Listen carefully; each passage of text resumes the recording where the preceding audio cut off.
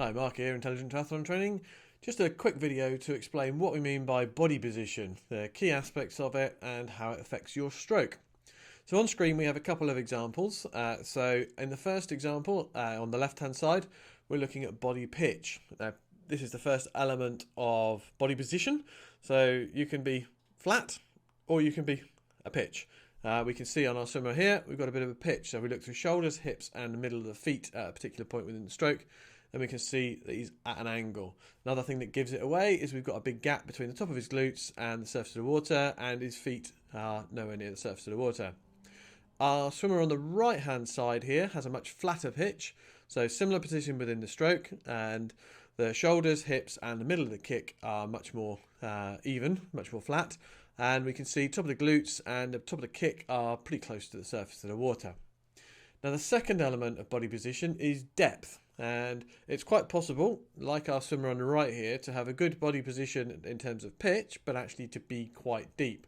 Now I did mention that his glutes and his feet were pretty close to the surface of the water.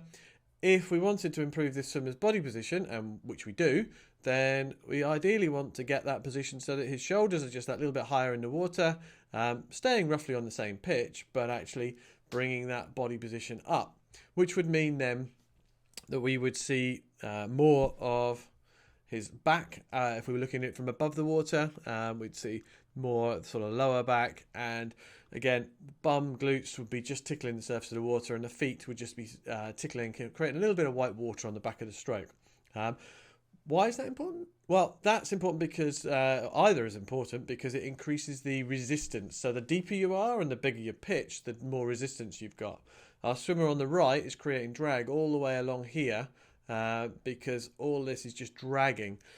Our swimmer on the right here has got a better drag coefficient, essentially, if you like, because actually if we draw a line under his chest, then there's not pretty much anything sticking out other than right at the bottom of the kick, which is pretty normal.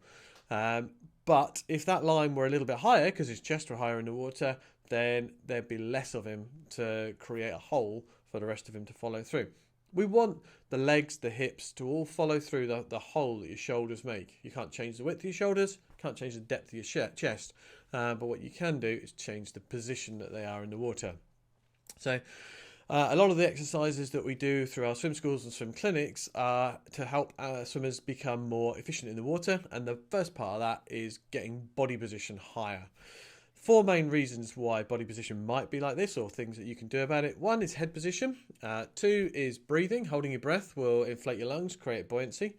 The third one, is kick. A really inefficient kick or a really inefficient controlling of your legs will mean that you don't manage to achieve the fourth one very well, which is a good taut body position.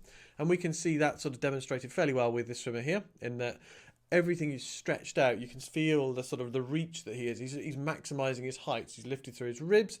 His toes are pointed.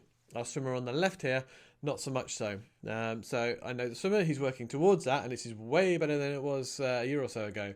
But it does take practice. And that is the key aspects of body position.